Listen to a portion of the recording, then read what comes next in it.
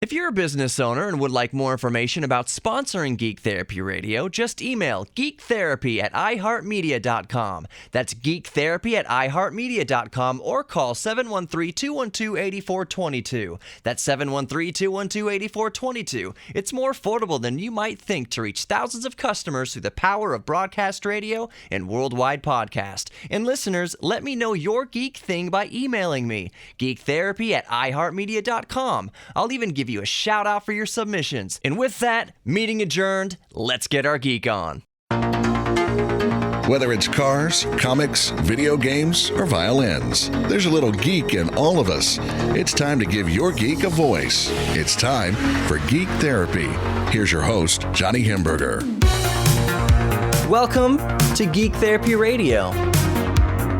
Tell my regular listeners, thank you so much for sticking with me. I hope you're enjoying the show, and you can always go email me at geektherapy@iheartmedia.com. Let me know your geek thing, or Geek Therapy Radio on Facebook. Go sound off there. Tell me what you're into. You can also go to the Geek Therapy Radio website. There's a place there where you can get in touch with me. You can find out how to get in touch with me there. And subscribe to... Did my voice just crack? Subscribe to the Geek Therapy Radio on the iHeartRadio app. That's where you can get the podcast. It's really cool. If you want, it sends you a little notification to your phone saying the latest episode's available of Geek Therapy Radio. So go subscribe to the Geek Therapy Radio podcast on the iHeartRadio app. This is the podcast. So if you've missed previous weeks of Geek Therapy Radio, and I'm approaching the 1 year mark, it's all available there. Geek Therapy Radio on the iHeartRadio app. This week, I've got an assortment of topics that you're going to find titillating and want to stick around for. A drunk Tesla owner thinks he shouldn't get a DUI because his car was in autopilot mode. He's a dummy. Elon Musk could be worth $200 billion, making him the richest man person in the solar system in 10 years. A Chinese guy is afraid of space, or afraid of dying. Chinese guy. I bet you lots of Chinese guys are afraid of dying. Chinese astronaut recounts his tale, and he was afraid of dying the first time he went to space. We got a whole other list of topics. Amazon Go opened in Seattle. Amazon store where you don't have to use any form of payment. Well, you have to pay for it using your Amazon account, but you walk in, grab your bean dip, walk out, you're done. That and many more topics, including the new DJI Mavic Air, which I'm not that bummed that I didn't wait for, but, you know, it's come out. It's awesome. And like I said, a host of other topics that are really awesome. And Jack might be an idiot in the background during the show. Well, he probably will. So without further ado, let's get into it. Well, on to the first topic. Topic du jour. That sounds good. I'll have that. Dumb and Dumber. Speaking of Dumb and Dumber, this Tesla owner finds out the hard way that saying that your car is in autopilot does not dismiss you from DUI charges. A man was pulled over in his Tesla in San Francisco, and he claimed that he was not subject to the accusations that the CHP, the chip, motorcycle cop brought against him, that he was driving under the influence, apparently 2 times the legal limit. The driver thought he was not accountable for it since his car was in some sort of driver assist mode. It was in autopilot mode from Tesla. Now, if you'll remember, a year or so ago, Tesla had to defend itself in court in a charge. Did they actually go to court? I forget if they went to court or not. But anyways, a man, I believe was in England, had his Tesla in autopilot mode and proceeded to do whatever, not paying attention to the road, I guess, whatever he thought he could do while his car was in autopilot mode. And the car slid under an 18-wheeler trailer. Needless to say, that man died. And I'm sure his excuse is, he shouldn't have died because the car was in autopilot. And again, that was the case brought against Tesla. In the end, Tesla was found not guilty of any charge because autopilot is not doesn't mean the car is 100% autonomous. In fact, in a Tesla and any car with any sort of autopilot feature, like I remember being in my brother had a Infinity for a while. He sold Infinities, and it had automatic lane hold. It had cruise control, radar guided cruise control, and the lane assist, lane hold. And I know it's the same in a Tesla. When you engage any sort of autopilot mode, it says you need to keep your hands on the wheel still. You need to keep your feet ready to brake, ready to use the gas. You need to have your hands near the wheel, ready to grab it at a moment's notice. That is always the case in every single car now that has any sort of autopilot feature. So the man who died, who slid his Tesla underneath a semi-truck and was likely decapitated, it was probably an instant death. Yeah, Tesla's not guilty of that because all the warnings, and any Tesla owners who might be listening know that you can't just pop in an autopilot and kick back with a newspaper. That ain't happening. We are far away from that. That's not driverless car. A Tesla isn't a driverless car yet. But this case does beg the question, and I'm just going to read this here from Ars Technica. Actually, what I'm going to read is the tweet that the San Francisco CHP, California Highway Patrol, tweeted out in regards to this incident with a picture of the man being questioned by the motorcycle cop. Here's the tweet. When you pass out behind the wheel on the Bay Bridge with more than 2 times legal alcohol BAC limit and are found by a CHP motor, driver explained Tesla had been set on autopilot. He was arrested and charged with suspicion of DUI. Car towed. No, it didn't drive itself to the tow yard. Oh, you witty CHP. But that begs the question, and that's really what I'm getting to with this discussion. How are the laws going to be adapted, changed, or rewritten to account for not only cars with driver assist, like Tesla's autopilot mode, which I think autopilot's kind of a misnomer. It's not, well, even in an airplane, when you put in an autopilot, that does not mean that you can just do whatever. Even if you put autopilot on in an airplane, the pilot is still actively engaged in the operation of the aircraft. Same with motor vehicles. The driver is actively engaged, is supposed to be actively engaged in the operation of the motor vehicle. But how are the laws going to change or be rewritten in the future when we get fully autonomous driverless cars? And you could theoretically just sit in the back seat with a newspaper or your laptop and be doing work? How are the laws going to change for that? Let's say you're at a party and your car comes and picks you up from the party or from the bar, and you get into the back seat of your driverless car intoxicated. If you're pulled over for any reason, will you still be charged with a DUI? Because DUI stands for driving under the influence. But you're not actually driving the car. But are you? Like I said, with an airplane's autopilot and even a car's quote-unquote autopilot, the driver is still fully responsible for the operation of the vehicle. But does that change for a completely driverless car? I maintain that it does. I think it's going to be a long time before DUI charges don't enter the equation for driverless cars. But that also begs another question. If the car is fully driverless, why would it be pulled over? Why would the driverless car, autonomous car, be doing anything illegal or suspicious? It's not like the driverless car is going to be bobbing and weaving through lanes. Like, you can easily identify a drunk driver. I have called the cops once or twice on a drunk driver that was creating a hazard on the freeway. But with the driverless car, with an autonomous driverless car, you're not going to be able to tell that any of the occupants are drunk. So I think instances of being pulled over for DUI will go down. I don't know why an officer would have to stop a driverless car. What would give it away that the occupants might be intoxicated, other than they might have a strobe light going off in the back seat and a disco ball and partying inside the car? They might be able to see in the car and see, puke all over the inside of the glass and be like, well, this guy's probably, or this girl's probably intoxicated or needs some sort of assistance. They pull the car over remotely with some remote control in the cop car. They press a button in the car. Both of you pull over. I think you're still going to be you're found guilty of DUI for the foreseeable future. Driverless cars are on the horizon. General Motors, I should say more specifically, General Motors is planning to bring fully autonomous vehicles to the market next year in 2019. I'm not aware of what specific cities, because usually when driverless car manufacturers roll out a service, it's usually in one city and it's usually localized. I believe Phoenix, Arizona has Waymo.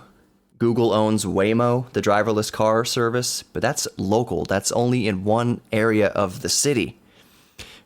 So GM rolling out completely driverless autonomous vehicles in 2019, first of all, I think that's a stretch. I don't think that's going to happen. That's certainly not going to happen nationally, because each state and each city still has to make laws to provide for and account for driverless vehicles. Are those laws going to include stipulations for DUI? Because it's not technically DUI anymore. It would be OUI or something, operating under the influence. I just think it's going to create a legal mess for auto manufacturers and for drivers. You're going to need a whole different class of driver's license. Would you even need to take driver's ed? I think you still would. Kind of off topic, I'm completely okay with driverless cars and electric cars, and I love the idea of sitting in the back seat and just being wafted to and from work. That's great, but I still want to be able to hop in my vintage vehicle, and people who own classic cars still want to be able to drive their classic cars that still burn oil, gasoline, and are not autonomous at all, as long as we are still able to do both. Because here's why it doesn't matter on two fronts. The first front is a quote-unquote greeny-weeny front. I know that a lot of environmentalists just want to do away with gas-burning cars altogether, which, okay, they can strive for whatever they want. But at the point where, a few decades into the future, where 90% of all vehicles on the road are electric and autonomous, the single-digit percentile of people still driving around occasionally, once a week, once a month, whatever, as a hobby, driving their muscle cars around that still burn gas, that is going to do... The environment won't even register the hydrocarbons being burned out of such a limited amount of vehicles, such limited instances of burning gas. For one thing, at that point, I think gasoline will be extremely expensive. At that point, it's going to be pretty much phased out. So if you want to drive your muscle car, it is going to be a once in the, it's going to be a novelty, because filling up your gas tank might cost $200. And you're not just going to burn up $200 in a weekend. You're going to want to, savor it reasonably, because this is a whole other tangent. You can't just leave gas in an engine. Anyways, the main point of this segment was DUIs in driverless cars. More specifically, the Tesla owner who thought he shouldn't be charged with anything because his car was in autopilot mode. That's just a plain old dummy. That's just a textbook dummy right there. And we'll be back with more Geek Therapy Radio. I'm Johnny Hamburger, your mental curator. During the break, if you're not driving, go subscribe to all the social media. Geek Therapy Radio on Facebook, Geek Therapy Radio on YouTube, Geek Therapy Radio on Instagram, Geek Therapy KPRC on Twitter, and most importantly, listen to and subscribe to this podcast on the iHeartRadio app. And we will be right back with more Geek Therapy Radio.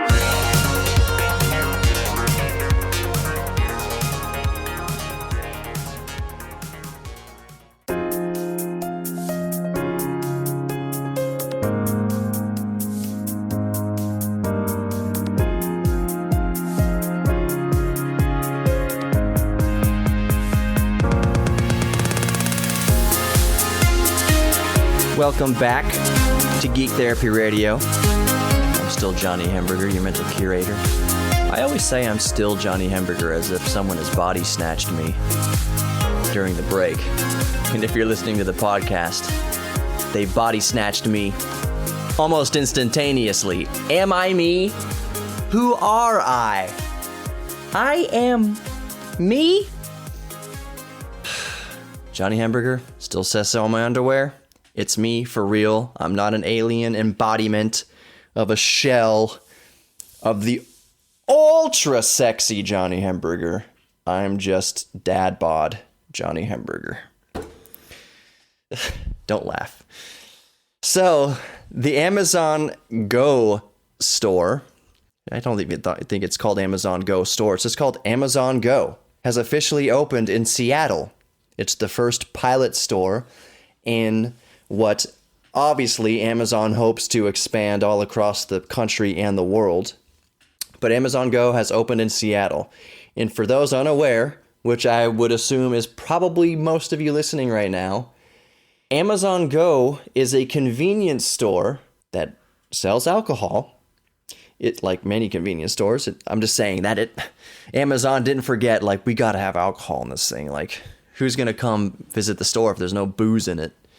Anyways, Amazon Go pairs up with an accompanying app, an Amazon Go app. And the way this convenience store works is there's no lines, aka queues, as they call them in the rest of the world. There's no queues, there's no lines, there's no cashiers, there's no nothing. You walk in the store, put the items in your bag, and walk out. That's it. And it charges your Amazon account.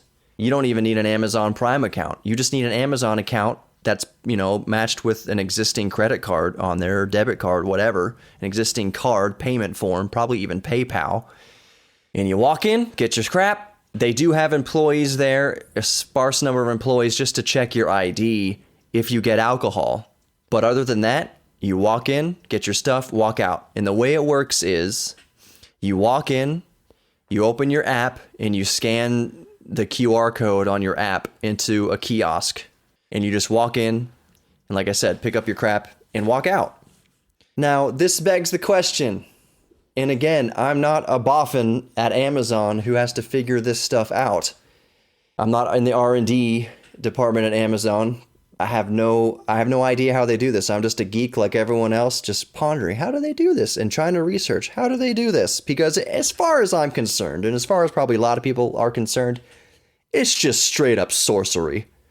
It's wizard magic. As far as I'm concerned, there's a real live Merlin in the back of the store that you can't see, waving a magical wand and somehow charging your bean dip to your Amazon account. It is just magical sorcery. And by magical sorcery, I mean there's a perfectly rational explanation for it, but it still might as well be sorcery. Apparently, the way Amazon Go works is, like I said, you scan the QR code on your app, you walk in the store, and there are like hundreds of cameras. It says over 100 cameras at every conceivable angle in the store, watching everything you do. Scanning your face. It has scales and sensors on the shelves. So the cameras see what you put in your bag. The shelf feels what you've lifted up and put in your bag because it knows bean dip goes on this part of the grid on this shelf. And now we don't sense the weight of this bean dip, which means the person on the camera we see with this QR code has picked up this bean dip and put it in his bag. And as soon as he leaves the store, it charges the Amazon account. Charges to your Amazon account. I think this is freaking amazing. But part of me is also a little bit scared of this. How do I put this? I don't often put on my tinfoil hat, but even someone who doesn't, let's say, listen to Coast all night, every night on our sister station, KTRH, I have nothing against conspiracy theorists. I just think a whole lot of it is people being oversensitive or just, being a little out there about certain things. About Amazon Go, it is a little bit scary to think about how close we're getting to, dare I say it? Dare I even mention it? on a geeky scientific show how close we're getting to the mark of the beast, where you can just walk into a convenience store and you don't actually have to use any money at all. You're just using your identity on the internet. You're just using your identity and your information that's stored on Amazon's servers, while over 100 cameras look at you from every single angle. Remember the iPhone 8 and iPhone 10, or maybe it's just the iPhone X, unlocks your phone with your face. But it's not just a picture of your face. It's a biometric scan and plotting of points and dots all over your face to recognize your face. So now your face and your fingerprint, by the way, when you unlock your phone with your fingerprint, now Apple has your fingerprint, Apple has your face, so that if you're in a large crowd, let's say there's another Occupy Wall Street, and you're one of those turd burglars who takes a dump on a cop car or bashes out an innocent bakery's window because you want to stick it to Wall Street, even though all you're doing is involving innocent people uninvolved with Wall Street. Don't do that. With all the drones flying around now, drones that they did not have in 2011 during the original Occupy, good luck taking a dump on the windshield of a police car, because they'll have drones flying around that place, and you've given your identity willingly to Apple and Amazon. When you go into an Amazon Go store and it's looking at you from every angle, it knows your face. You are in a database. You cannot commit a crime in a crowd of people hoping to be anonymous in the crowd, unless you're wearing a face mask. But don't quote me on that. I am not giving you ideas on how to cheat the system. Even still, it'll be difficult. I guarantee there'll be ways to catch you. The point is, your face is now in the system. So back to my conspiracy theory, mark of the beast stuff.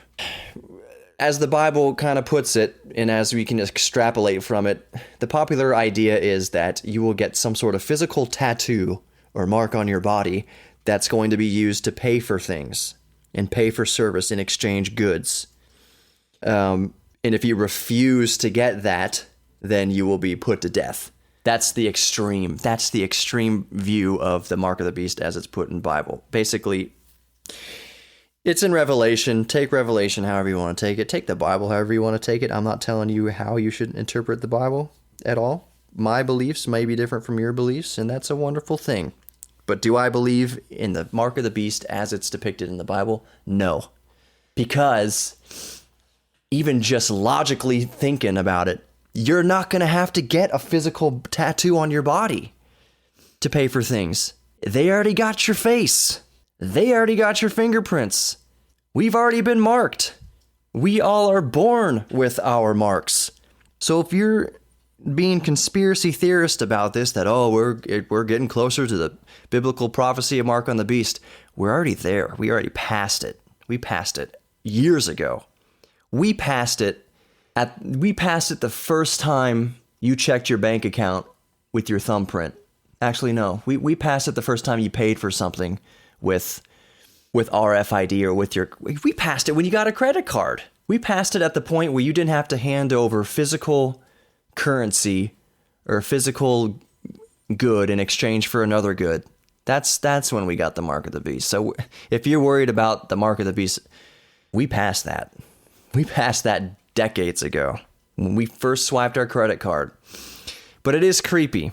Amazon Go has your face, has all your information, has access to your entire bank account, and all you need to do is walk in, scan your app, get your bean dip, get your wine, leave. Daddy Amazon, Big Brother Amazon takes care of the rest. So on one hand, let me quantify it. 90% of me thinks this is the coolest ish in the world. 10% of me is like, all right, that is still super sketch. Like, you can't blame a conspiracy theorist for being weary of such technology. You really, really can't. I won't take it to such an extreme, but you can't blame them. You can blame a flat earther for being dumb. You can complain. You can complain. What the heck is complain? You can blame a flat earther for being not all there. You can blame an anti-vaxxer for being downright dangerous and deadly to existence. As one t-shirt I saw put it, vaccines cause adults, because the common claim is vaccines cause autism. No, vaccines cause adults. It's why we don't have the plague anymore. It's why we don't have polio so much anymore. I think there was a few cases of polio recently, but they probably didn't get vaccinated, or maybe they did. Maybe they're the 1 out of 1 million people who gets vaccinated and gets a disease they're vaccinated for. But that's better than 1 million people getting that disease. Anyway, we'll be right back with more Geek Therapy Radio. Amazon Go is 90% awesome, 10% sketch in my book.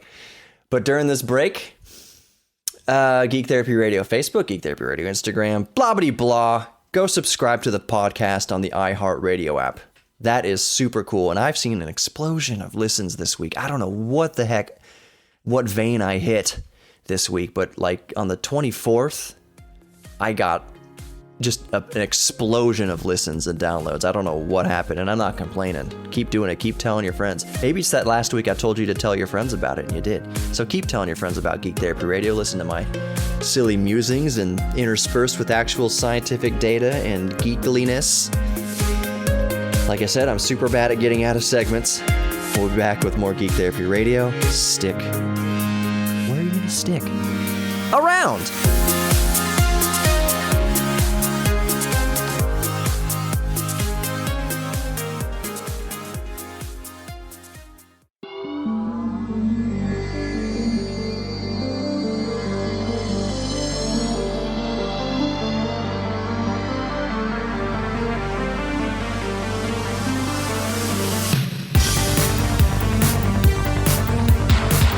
Welcome back to freaking Geek Therapy Radio. I might change the name. Freaking Geek Therapy Radio. No, I'm not. Do not quote me on that. I'm not doing that. This story boggles my mind. It boggles my heart. It boggles my butt. It boggles my man bits. It boggles my tummy. It boggles my bank account. And it's not even like, this story isn't really scientific. It's just one of those stories that's going to make you at a loss of words, just like me. This has to do with Elon Musk. And in 10 years, he could be the richest man, richest person in the known universe. Not just the world, in the known universe. That's not what's geeky about it, but, you know, we haven't discovered life anywhere else that we know of yet. So if this all pans out in over the next decade, Elon Musk stands, if he hits all these milestones, which I will tell you about, I'll tell you what they are, but if he does everything right over the next 10 years, his own worth, like his own bonuses he's going to receive from his company with this new contract, in 10 years, he could be worth well over $200 billion. $200 billion, at least in stocks. So it's not like he's going to be able to buy a $200 billion yacht until he sells all the stocks. He can't just whip out the card and be like, yep. Actually, he probably can now. He can probably buy a yacht with his black card.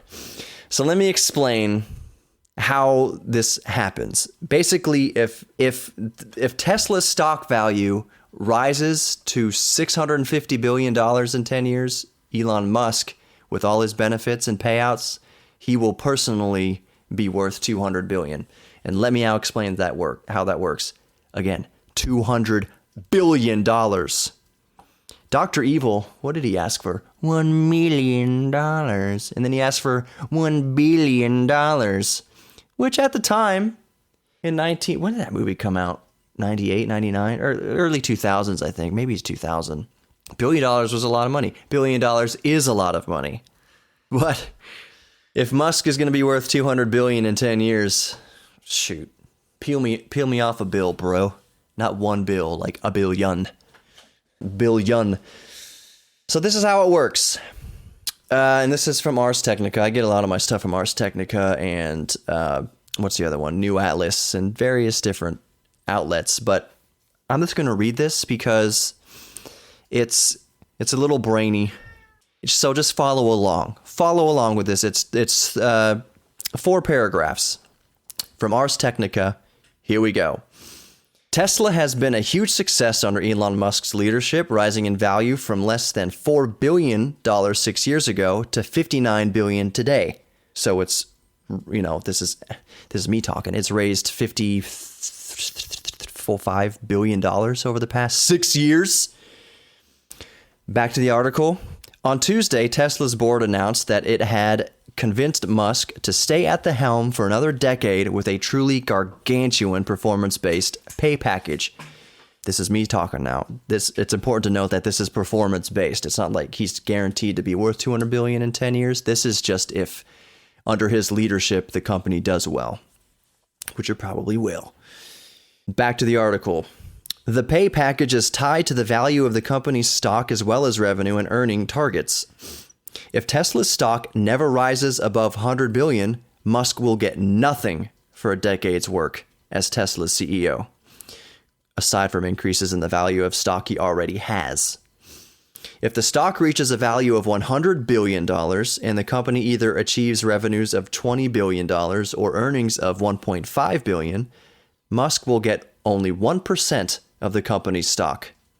And that 1% will be worth $1 billion. Actually, that was me editorializing the last line. Musk will get 1% of the company's stock, an award worth $1 billion. Things get a lot more generous from there. If the stock rises to 150 billion and Musk reaches another revenue or profit target, Musk gets another 1% of the stock, which will be worth 1.5 billion. The pattern continues to 50 billion. The pattern continues in $50 billion increments until Tesla's stock rises above $650 billion, at which point Musk will get a stock award worth $6.5 billion. Musk's stock awards will total $45 billion if he hits all 12 milestones. So, anyways, Musk already owns more than 20% of Tesla's stock. So if Tesla's stock price did rise to $650 billion and Musk got another 12%, his net worth will be well in excess of $200 billion, likely making him the wealthiest person in the solar system. The new deal is also significantly more generous than Musk's previous Tesla compensation plan, which was approved in 2012. At the time, Tesla's stock was worth $3.2 billion. Under the plan, Musk was awarded 0.5% of Tesla's outstanding, blah, blah, blah, blah, blah, blah, blah. In 10 years, Elon Musk could be worth $200 billion. But he has to meet all 12 of these milestones, or else he gets nothing. That is the ultimate bonus. Holy Lord in heaven, who, other than Musk, would be the richest person. God himself would be the only person richer than Elon Musk in 10 years. Who holds the record now? Does Bill Gates still hold the record? Is he still the richest person in the world? Here's the thing with Bill Gates, though, and I'm sure Elon will do something similar. As far as I'm concerned, he already is doing great things. But Bill Gates is like single-handedly curing disease in Africa. Like Bill Gates is one of the biggest philanthropist in the world. Billions of dollars that he's donated to research and billions of dollars that he's donated to curing disease in Africa. Like Bill Gates is the real deal. Now, what Musk is doing is trying to get us to Mars. What he's doing evil scientist stuff without being an evil scientist. And like I've mentioned before, he's a smart guy, obviously. He's very good at business. But he understood that, hey, maybe he doesn't know how to get a rocket to Mars, but he can sure as hell hire people that know how to get rockets to Mars. And it's not just people that know how to get a rocket to Mars, get a person to Mars. It's people that are crazy enough to do it, that are crazy enough to try it. That's what I've always liked about Musk's way of doing business. Is he just flat out, just straight up, he doesn't want to be boring with it. So what's not boring? Let's go to Mars. That's not boring. Let's make the Hyperloop. Let's do hypersonic travel between cities underground. Why not? You've got all that money. You're worth billions because you sold PayPal. Remember, Elon Musk created PayPal. That's how he got his initial nest egg. But he's invested that in other companies, in Tesla, in SpaceX. Not invested in. He's created Tesla and SpaceX in Hyperloop, in the Big Bore.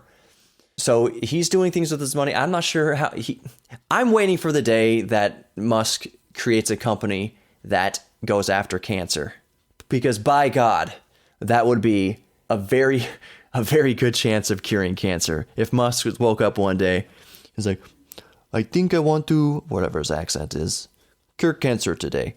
And he hires the best people in the known universe to work on the cure for cancer. All I'm saying is I can't wait for the day that Musk turns his sights from the stars back to humanity. And granted, what he's doing is helping humanity.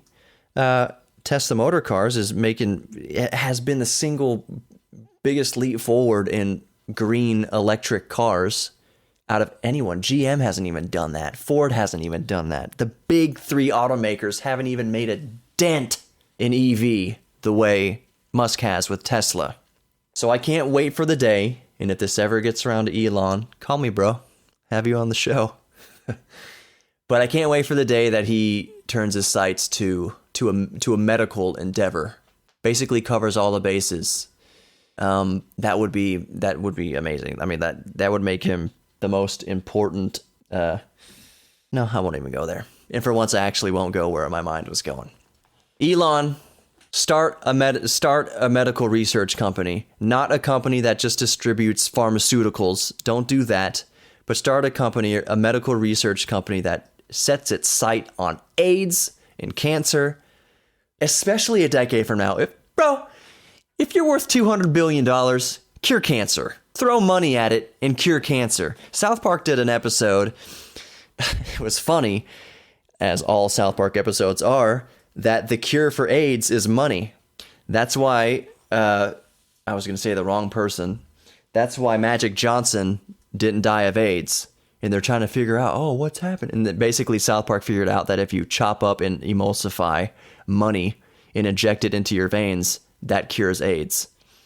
And of course, just like South Park style, it's a commentary. It's a commentary on the state of medicine. That basically, if you get diagnosed with AIDS, the more money you have, the better off you are. But the same can be said for anything. You know, if you got enough money, that means you got good health insurance. That means, well, you're probably not coming back from Ebola. But anyway, I digress. We'll be back with more Geek Therapy Radio. Still Johnny Hamburger. My underpants still say, that's not my name. Well, during the break, I'm going to make a quick change, and we will get on to the next topic of Geek Therapy Radio. So go subscribe and follow Geek Therapy Radio on the iHeartRadio app. That would be amazing.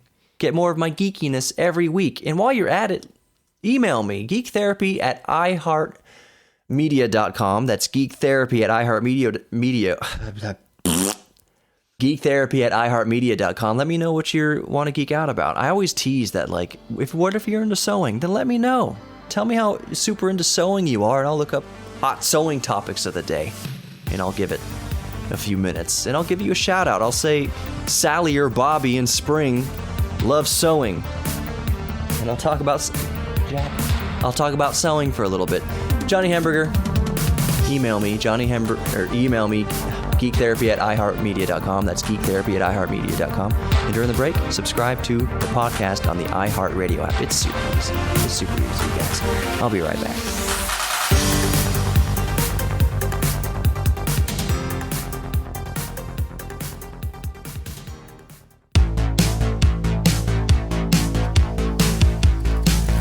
Welcome, Bizak, to Geek Therapy Radio. Johnny Hamburger. I have changed my undergarments. They are definitely mine now. I should have known the last ones were too lacy. The first Chinese astronaut thought he was going to die. It just dawned on me right now, because I've been seeing this story floating around. Again, it's from Ars Technica this time. I guarantee you that all the first astronauts and cosmonauts thought they're going to die. I guarantee you everybody strapping themselves to a rocket now thinks they're going to die.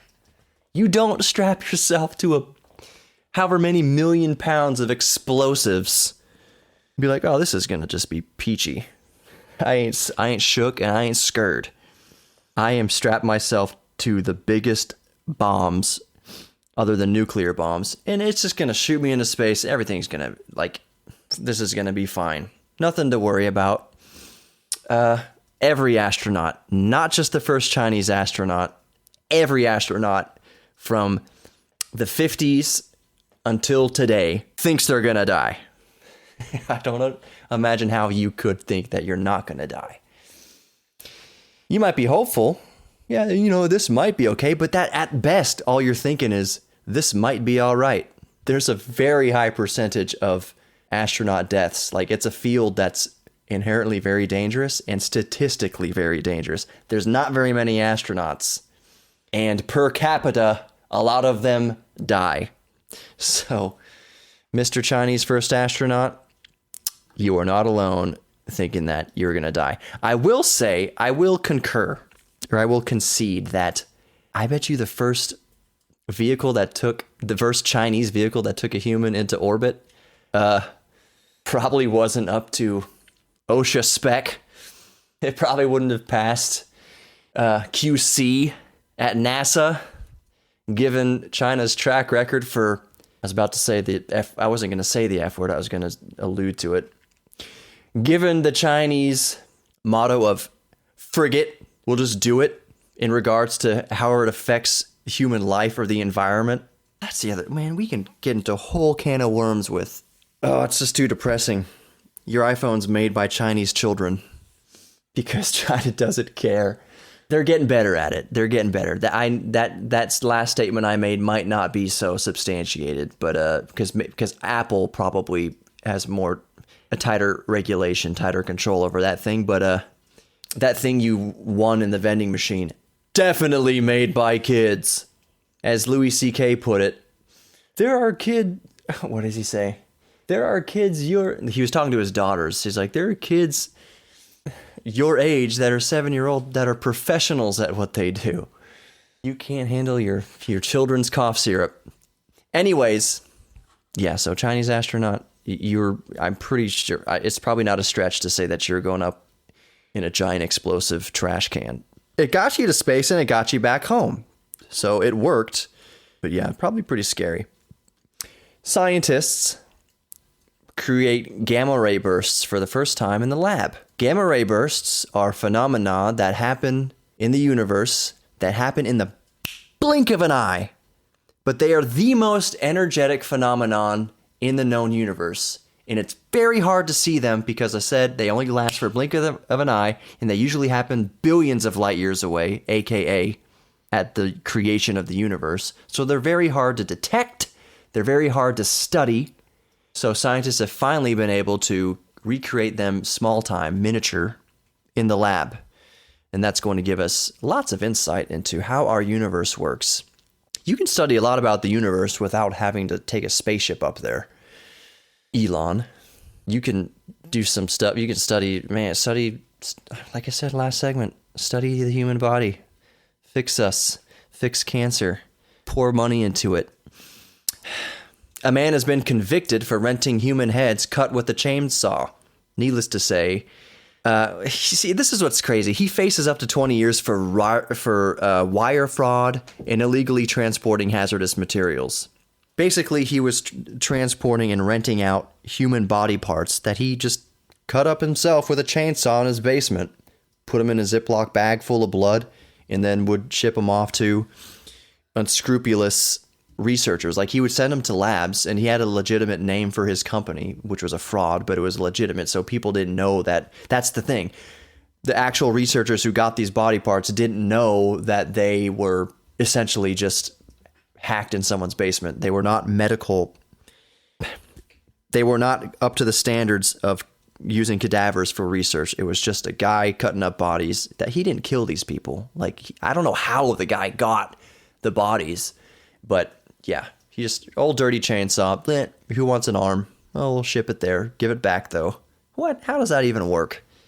This guy had a wife too. And his wife was like, "That's cool, honey. That's your hobby. That's your geek therapy. Cutting up cadavers and renting the body parts unscrupulously to unwitting, research facilities." SpaceX has test fired its Falcon Heavy rocket. That's the rocket that's going to get us to Mars. How many rockets is on this thing? Like 27 engines. And I like Elon Musk's attitude towards this. He says, we're going to test this rocket, and it's either going to be a super like cool failure or it's going to work.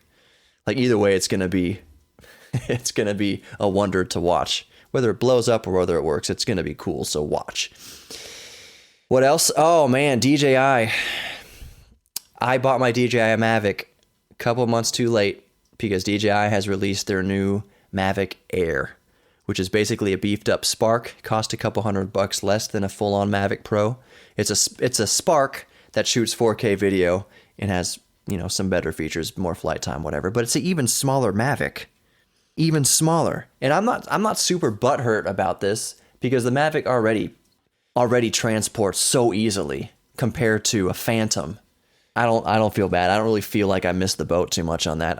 A Mavic Air would be great, but like Mavic Pro is still technologically better. The Mavic Air is just smaller. It's kind of halfway between the Spark and the Mavic Pro. But it's really cool. And DJI, if you want to send me one for free, come on. Actually, I shouldn't say that.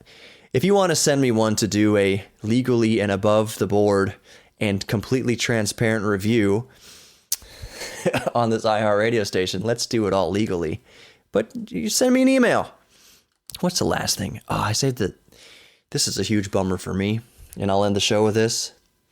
You remember that Fitbit bought out Pebble? Pebble was my favorite smartwatch. Pebbles are awesome.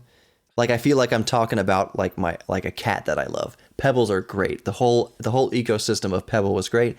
The whole community around Pebble was great. Fitbit bought Pebble, which is not horrible in itself. It's just business. And Fitbit has been putting off this action for a while, but Fitbit is finally going to discontinue all support of the Pebble June 30th this year, 2018, which is a bummer. So now your fitness tracking is not going to work. Now your voice recognition is not going to work. Now all sorts of features of the Pebble aren't going to work anymore. It's just going to tell time and probably give you text messages and stuff like that. It's just bummer, man. I wish Fitbit would have just released their version of the Pebble, because the Pebble lasted for 7 to 10 days on a charge, and the screen could be read in any light. Pebble was awesome. Why'd you have to kill it, Fitbit? Come on, just bring back a monochrome, e-paper, e-ink display smartwatch. Just bring back the Pebble. But June 30th, 2018, your Pebble is just a regular old watch. That is a bummer. That's going to do it for Geek Therapy Radio. Thank you for listening. If you want to advertise with Geek Therapy Radio, send me a line, geektherapy at iHeartMedia.com. If you own a local business and you think Geek Therapy Radio is right up your alley, you want to get a bunch of listeners hearing your product, hearing my cat in the background groaning, mooing is what he does, send me an email, geektherapy at iHeartMedia.com. That's geektherapy at iHeartMedia.com. Or go to my website, geektherapyradio.com. Everybody can contact me there, not just potential sponsors, but anybody. Let me know what you want me to talk about on this show. What is your geek thing? Tell me. Let me know. Let's get into it. That's going to do it for Geek Therapy Radio this week. I've been Johnny Hamburger. Thanks for listening. Go subscribe to the podcast and iHeartRadio app, and I will see you next week.